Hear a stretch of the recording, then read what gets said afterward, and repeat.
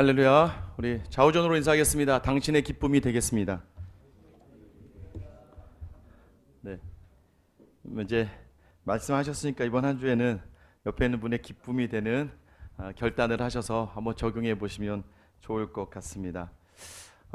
여기 와서 이제 제가 1년 이제 한 3개월 됐습니다. 월요일마다 또 수요일 또 목요일 이렇게 제가 나오긴 하는데 와서 이제 점심 시간 항상 그 맛있는 걸 먹고 싶어 하죠. 맛집을 가면 참 줄이 너무 길어요, 그죠? 이유가 있습니다. 맛있으니까. 왜 맛있는지는 그 주인만 알겠죠. 맛을 내는 사람, 로고스는 어떤 맛을 내고 있을까? 여러분, 저는 여러분들이 이 공동체가 누구와도 다른 특별한 맛을 내는 공동체가 되기를 예수님의 이름으로 축원합니다. 여러분, 만나는 성도, 특별한 맛을 내는 우리 로고스, 여러분 오늘 이 시간 이 공동체 안에 주시는 특별한 은혜가 있다는 거예요. 바울이 말하는 공동체의 맛은 바로 기쁨입니다. 기쁨. 저는 여러분 안에 올 한 해만큼은 이 빌립보서를 나누면서 기쁨이 사그라들지 않게 되기를 간절히 소망합니다. 제가 그러한 것처럼 여러분에게도, 여러분 삶은 쉽지 않고 인생은 어렵습니다. 하나의 문제가 해결되면 또 하나의 문제가 있고 또 그 문제를 해결하고 나면 더 큰 장애가 서 있는 것이 바로 우리의 인생이에요. 그때마다 매번 그 장애와 어려움을 보고 무너지면 우리는 기쁨을 맛볼 수 없습니다. 그런데 지나온 시간들을 보다 보니까 이전의 과거의 고통과 어려움과 아픔의 자리들이 지금의 기쁨의 이유가 되었다는 것을 우리는 또한 알 수 있습니다. 특별히 믿음의 자리에선 더 그러한 것 같아요. 그래서 바울은 지금 감옥에 갇혀 있으면서 이 빌립보서를 쓰면서도 늘 기뻐하라고 이야기하고 있는 거예요. 오늘 성도의 자세, 우리가 하늘의 시민, 지난주에 우리 뭐라고 나눴습니까? 영원한 삶을 살아가는 사람들이 가지고 있을 그 하늘의 시민권자답게 살아가는 법, 그러기 위해서 하나가 되어야 되고 대적 앞에서 두려워하지 말고 고난을 받는 것, 그 복음과 함께 고난을 받으라라고 이야기하고 있어요. 계속해서 기쁨이라는 거예요. 그게 맛이라고 이야기합니다. 다윗이 이 사울에게 쫓기는 중에 어디까지 쫓겨나가냐면 자신들의 대적인 블레셋에게까지 쫓겨나가요. 블레셋의 아기스 왕 밑에까지 가서 숨습니다. 여러분 얼마나 서럽습니까? 그런데 이 블레셋 사람들이 다윗을 해하려고 합니다. 저 사람 우리에게 가장 많은 승리를 따낸 장수 아니야? 저 사람 가만두면 안 되겠다 하고 다윗을 죽이려고 할 때 여러분 다윗이 그 안에서 너무나 비참하고 너무나 수치스러운 일까지 감내해냅니다. 뭐예요? 침을 흘리면서 미친 척을 해요. 그래서 거기 있는 블레셋 사람들에게 미친 사람 취급받고 에이 됐다 쫓아내라. 쫓겨나오면서 쓴 시가 시편 34편입니다. 시편 34편 8절에 보면 다윗이 그 아기스 왕에서 미친 척하다가 쫓겨나오면서 다윗이 하나님 앞에서 어떤 고백을 하냐면 너희는 여호와의 선하심을 맛보아 알지어다. 여호와께 피하는 자는 복이 있도다. 지금 자기가 한 발 물러서서 피하는 이 자리를 여호와께 피한다라고 이야기하면서 너희는 여호와의 선하심을 맛보아 알지어다. 인생이 어쩌면 가장 비극적인 자리, 인생의 가장 수치스러운 자리에서도 그는 하나님을 바라보니까 그 맛을 안다는 거예요. 여러분 그 맛이 바로 기쁨입니다. 여러분 저와 여러분들이 이 말씀을 나누면서 이 기쁨의 자리, 특별히 오늘 본문의 말씀은 뭐라고 이야기하냐면 그 기쁨을 놓치지 않기 위해서 우리에게 명령하는 사도 바울의 명령은 바로 예수의 마음을 품어라라는 거예요. 예수의 마음을 품어라. 이 품다라는 단어는요, 이 풀어나오라고 하는 단어인데 이것은 마음을 담다 이런 게 아니에요. 너의 사고의 방향, 마음의 방향을 정하라는 거예요. 그러니까 사고 방식을 예수처럼 하라. 쉽게 이야기하면 What would Jesus do? 예수님이라면 어떻게 하셨겠느냐 이거예요. 예수님이면 어떻게 하셨겠느냐는 질문을 나에게 담고 살아간다면 우리 안에 기쁨이 끊이지 않게 하실 것이다. 여러분 믿으십니까? 오늘 예수님의 마음을 여러분 안에 담아 살아가기를 결단하는 이 예배의 자리가 되기를 예수님의 이름으로 축원합니다. 그러기 위해서 바울은 오늘 권면합니다. 같은 마음, 그 마음이 뭐냐? 같은 사랑으로 시작해야 된다. 여러분 무엇으로 시작해야 돼요? 사랑으로. 그런데 우리에게 주신 같은 사랑으로 시작해야 된다. 1절 2절에 보면 그러므로 그리스도 안에 무슨 권면이나 그리스도 안에서의 권면이나 사랑의 무슨 위로나 성령의 무슨 교제나 국률이나 자비가 있거든 마음을 같이하여 같은 사랑을 가지고 뜻을 합하여 한 마음을 품어라고 돼 있어요. 여러분 여기서 먼저 그리스도 안에 무슨 권면이라고 얘기해요. 권면을 하되 여러분 어디서 하라고요? 그리스도 안에서 하라는 거예요. 그런데 우리는 권면을 그리스도 안에서 하는 게 아니라 내 열심과 내 경험과 내 지식에서 한다는 거예요.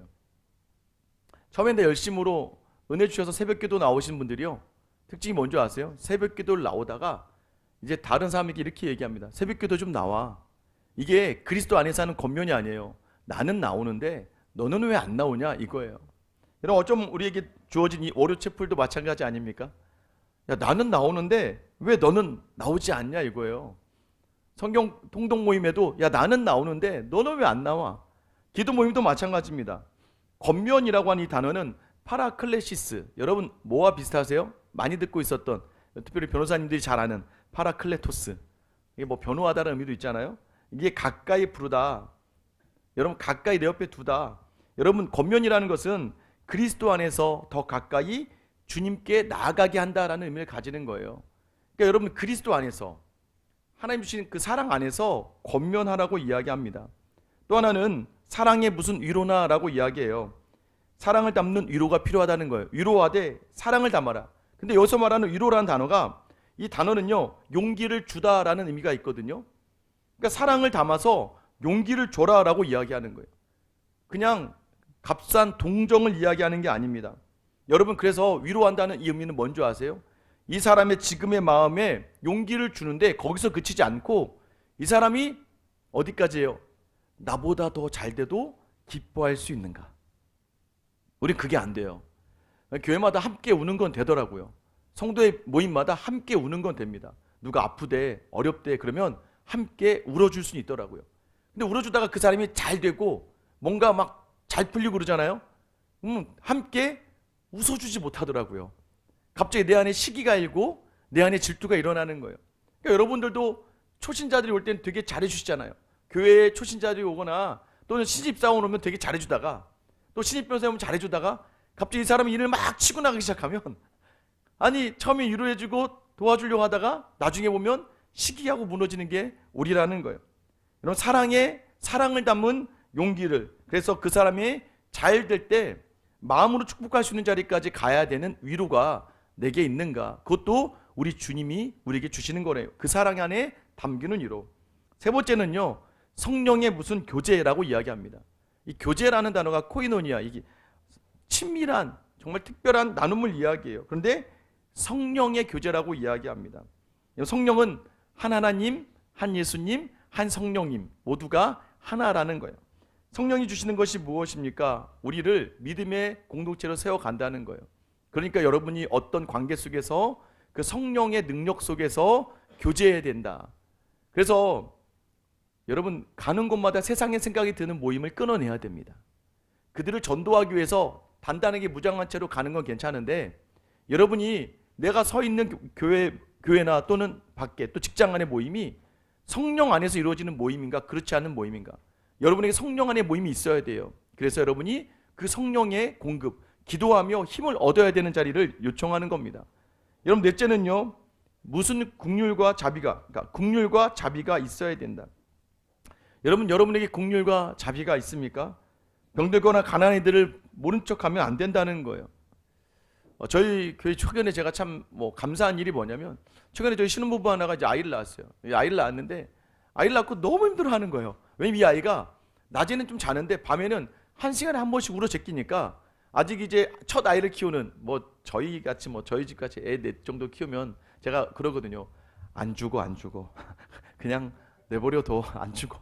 그냥 부부가 먼저 살아야 된다. 저쪽 방에 갖다 두고 울려 제끼던 뭐하던 놔두면 알아서 자기가 적응한다. 저희는 이제 사람이 살기도 힘든데 죽기도 힘들더라. 괜찮다 이렇게 얘기하는데, 아직 처음 키우다 보니까 조마조마하는 거죠. 그러니까 잠을 못 자고 둘 다 막 피곤해요. 너무 힘들어요. 목사님 너무 힘들어요. 그런데 교회에 아주 잘 나와요. 왜 잘 나오느냐? 교회만 오면 막 권사님 집사님들이 그 애를 뺏어갑니다.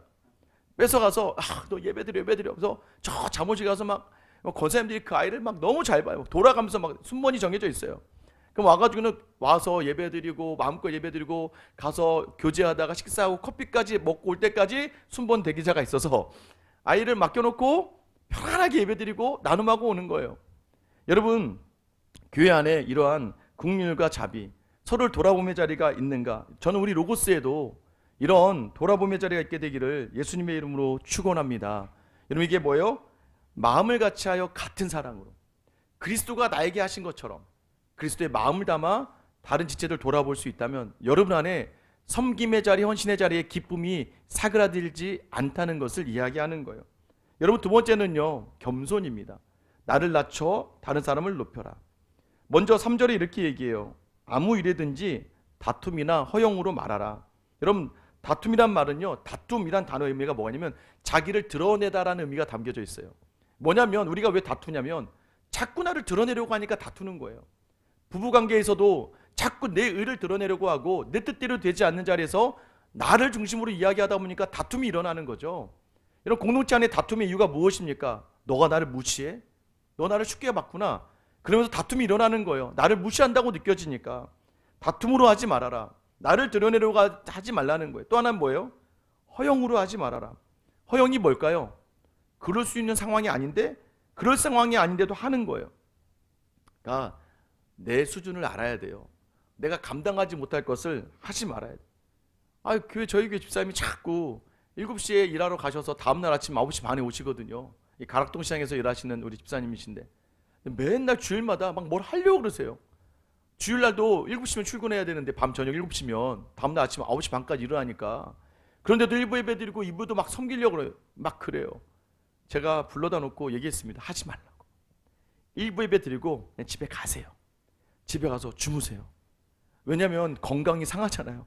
다음날 밤새 있어야 되는데. 그리고 지금은 처음에는 어느 정도는 일을 하셨어요. 근데 지금은 교회 성도들이 있으니까 함께 할 수 있으니까 지금 훈련의 자리만 감당하고 있습니다. 그래서 출근하기 전에 사역 훈련을 하고 출근을 합니다. 그래서 사역 훈련하기 전까지 가서 주무세요. 여러분, 내가 상황이 안 되면 억지로 하다가는 큰 어려움에 처하게 됩니다. 저희 교회 처음에 수요 예배가 있었는데 지금은 수요 예배가 없어졌습니다. 다 금요철야로 바뀌었는데 수요기도에 저희 맞벌이 부부가 워낙 많다 보니까 저희 남편이 믿음 없는 아내들이 많거든요. 근데 고민이 되는 거죠. 교회 수요기도에는 저녁에 있고 가정은 돌봐야 되고. 제가 과감하게 교회 오지 말라 그랬어요. 가서 남편 밥 차려주고 아이들 밥 차려주면서 예배하듯이 해라. 자꾸 억지로 뭔가를 하려다가 오히려 가정의 불화를 만들어낸다. 여러분, 어디선까지 봉사를 해야 될까요? 저는 믿음이 없는 부부 가운데, 믿음이 없는 가정 가운데 있다면 예배만 잘 드리고 가시라고 해요. 예배만 잘 드려라. 봉사와 헌신의 자리가 가족에게 시험과 어려움을 줄 수 있다면 한 번 드려진 예배만 잘 드리고 가서 나머지 모든 시간을 하나님께 예배하듯이 가족을 섬기는 거예요.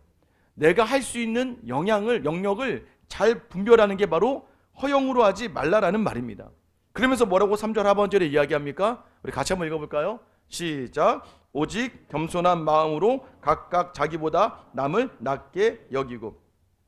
다툼의 반대가 남을 낮게, 지읒이 아니에요. 여러분, 지읒이 아니라 시옷입니다.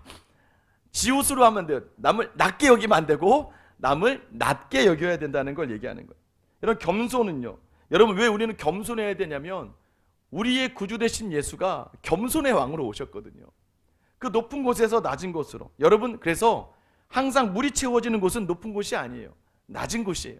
그 낮은 곳에서 풍성한 생수를 누릴 수가 있는 거예요. 우리 주님이 그 높은 곳에서 낮은 곳으로 오신 다음에 우리에게 권면하는 게 무엇입니까? 겸손이라는 거예요. 먼저 자기보다 남을 낮게, 나은 사람으로 여기라는 거예요. 우리 옆에 있는 분에게 한번 이렇게 인사해 볼까요? 당신이 나보다 낫습니다. 네네. 낫습니다 했더니 또 지읒으로 얘기하시면 안 되고 당신 나보다 낮은 사람이에요가 아니라 당신은 참 훌륭한 사람이에요. 그런데 여러분, 이 겸손도요, 잘못하면 상처가 됩니다. 저보다 당연히 달리기가 느린 분한테 정말 빠르십니다 이러면 욕하는 거예요. 여러분, 나보다 확실히 누가 봐도 비교되는 게 있는데 그럴 때 어떻게 해요? 함께 뛰어서 너무 기쁩니다. 당신이 앞에 있고 저 함께 뛰니까 너무 기쁜 것 같아요. 여러분, 더 나은, 이 낫다는 건 뭐예요? 내 앞에 세우는 태도를 이야기합니다. 아내를 여러분 앞에 세우세요. 남편을 여러분의 앞에 세우세요. 여러분 그때 엄청나게 놀라운 일들이 일어납니다. 저는 처음에 교회 와서 불만 덩어리였어요. 왜냐하면 와서 보니까 너무 없어. 돈도 없어, 사람도 없어, 뭐 아무것도 없는 거예요. 그러다 보니까 뭘 하려고 하면 제 안에 불만이 일어나는 거예요. 아유, 이 일꾼이 없어서 이걸 못하고, 재정이 없어서 이 행사를 못하고, 자꾸 교회에 대한 다른 목사들 보니까 다 있는 것처럼 보이거든요. 그러다 보니까 제 안에서 우리 교회는 뭐도 없고 하다 보니까 점점 교회가 어려워지는 거예요. 하나님 주신 그때의 마음은 그때 나보다 다른 모든 성도들을, 나보다 이 교회를 나은 것으로 여기고 결단하는 거예요. 그때 놀라운 일들이 일어납니다. 제 입이 바뀌었어요. 나갈 때마다 교회 자랑만 하기 시작합니다. 혹시 제가 여기 와서 저희 교회 뭐 흠을 많이 얘기한 적 없죠? 제가 아는 한 저희 교회가 제일 좋은 교회거든요. 제가 아는, 여러분도 아마 그럴 줄 믿습니다. 여러분의 교회가 제일 좋은 교회예요. 제 아내가 제일 좋은 아내고, 제 자녀가 세상에서 가장 훌륭한 자녀들이라 확신합니다. 왜? 하나님이 주셨으니까. 여러분 그 모든 자리를 돌아보니까 그러더라고요. 어느 날부터 우리 교회 전도사님을 자랑하기 시작했어요. 어느 날부터 우리 교회 성도들을 자랑하기 시작했어요. 근데 자랑하다 보니까 정말 자랑할 일들이 너무 많아져요. 감사도 감사를 낳는 거예요. 여러분 자랑도 자랑을 낳습니다. 다른 이들이 나보다 낮게 여기는 그 순간에 여러분 하나님은 그 일 그대로 내 입의 고백 그대로 이루어 주시더라고요. 여러분의 입이 여러분 스스로 넘어서 다른 이들을, 여러분의 가정의 모든 지체들을, 이 로고스의 모든 지체들을 내 앞에 세우는 낮게 여기는 마음 가운데 하나님께서 그 사랑으로, 그 은혜로 채워주시기를 예수님의 이름으로 축원합니다. 여러분 세 번째는요, 다른 일을 돌보는 마음이 있어야 된다는 거예요. 4절에 보면 각각 자기 일을 돌볼 뿐더러 또한 각각 다른 사람들의 일을 돌보아 나의 기쁨을 충만하게 하라. 여러분 자기 일을 돌보라. 자기 일을 돌봐야죠. 가끔 가다가 청년 중에 목회자 하겠다고 오는 친구들이 있습니다. 저는 적나라하게 얘기해 줍니다. 네 밥그릇이나 챙겨. 지금 교회에서 지금 너 걱정 많이 해. 자기 지금 밥그릇도 못 챙기고 믿으면 모르겠어요.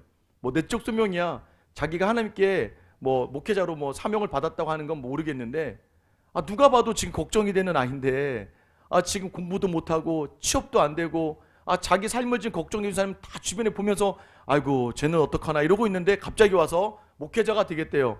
그럼 저는 하지 말라고 이야기합니다. 하지 마. 지금 네 자신이나 잘 챙겨. 가끔 저희 아들 녀석이 가끔 가다 그랬어요. 나도 목사나 할까? 택도 없는 소리 하지 마라. 네가 뭐 유수의 대학을 가거나 네가 누구보다도 훌륭하고 어디든 다 갈 수 있는데도 불구하고 그걸 다 내려놓고 주님 사랑 때문에 네가 이 목회자 일을 간다면 나는 언제든지 찬성. 왜? 목회자의 길이 행복하다는 걸 좀 알고 있거든요. 그런데 할 게 없어서 한다는 건 말이 안 되는 거죠. 할 게 너무 많은데도 불구하고 이 자리를 한다는 것. 여러분 자기 자신을 돌보셔야 돼요. 여러분이 다른 사람을 돌보기 전에 나를 돌보지 않고 다른 사람을 돌보는 건 그건 오히려 허영이에요. 허영. 그 자리가 오히려 상처를 만들어냅니다. 여러분 자연스럽게 자기 자신의 부족을 채우고, 여러분 성실하게 여러분의 일들을 감당해내시고, 누구보다도 치밀하게 여러분의 자리들을 감당하셔야 누가 봐도 여러분 스스로를 바라볼 때 됐네 저 사람은 자기 거는 잘하네. 그 다음에 다른 사람을 돌아보는 거예요. 여러분 교회보다도 여러분의 가정이 우선이라는 걸 놓치지 마셔야 돼요. 많은 목회자들이 가정의 문제로 목회자를 내려놓습니다. 여러분도 마찬가지죠. 여러분 아무리 여기서 잘 나가셔도 가정이 파탄 나잖아요. 그럼 모든 것이 한 번에 허물어져요. 여러분 가정이 제일이라는 첫 번째 교회라는 것을 놓치지 말아야 됩니다. 아무리 제가 목사여도 제게 허락된 4명의 자식이 제 모든 사명과 삶보다 우선할 수밖에 없는 거예요. 왜? 제게 허락하신 생명이고 제게 맡겨주신 첫 번째 청지기의 자리이기 때문입니다. 여러분 우선순위를 놓치지 마셔야 됩니다. 때로는요 교회의 일, 또 모든 믿음의 일 그냥 죄송하다고 하면 돼요. 기다려줄 수 있습니다. 여러분 또 하나님은 그 빈자리를 누군가를 통해 채워주세요. 여러분 그러나 가정의 자리는 여러분의 자리 아니겠습니까? 누가 봐도 내 자리에서 먼저 내 자리를 충분히 채우며 감사와 기쁨이 있는 사람이 공동체의 감사와 기쁨을 나눌 수 있게 하는 사람이라는 것을 놓치지 말아야 됩니다. 그래서 내 것을 채우고 그 다음 어떻게 해요? 다른 사람을 돌보는 데까지. 여러분 근데 가끔가다 어떤 분들은 자꾸 자기의 것을 채우고 끝내려고 하는 분들이 있어요. 그거 하나님 기뻐하지 않으십니다. 여러분이 왜 연봉을 많이 받으셔야 돼요? 한번 물어볼게요. 여러분 왜 돈 부자가 돼야 됩니까? 여러분 왜 건강해야 됩니까? 여러분 왜 여러분의 자녀는 잘 돼야 됩니까? 그게 여러분 안에 끝나면 하나님이 기뻐하지 않으십니다. 여러분이 돈을 많이 벌고 여러분이 잘 되고 여러분의 자녀가 잘 되고 여러분이 건강이 될 이유가 옆에 있는 사람들에게 유익이 돼야 되기 때문이에요. 하나님이 내게 맡겨주신 사람들에게 유익함을 주기 위해서 여러분을 부르신 거예요. 하나님의 사랑은 사람 사랑이에요. 하나님을 온전히 사랑하는 사람은 이웃에게 유익을 전달하는 사람이라는 것을 여러분 놓치지 말아야 됩니다. 그때 기쁨이 사그라들지 않는다는 거예요. 여러분 오늘 우리 5절 말씀 같이 한번 다 같이 읽어보겠습니다. 시작. 너희 안에 이 마음을 품으라 곧 그리스도 예수의 마음이니.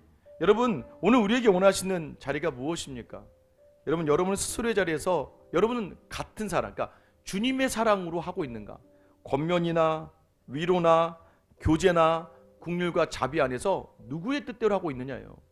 간혹 주님의 사랑이 빠지면요, 여러분 그 자리는 실패로 남을 수밖에 없습니다. 여러분 그렇게 헌신하고서요, 여러분 막 분노해요. 그렇게 헌신하고서요 낙심해 버립니다.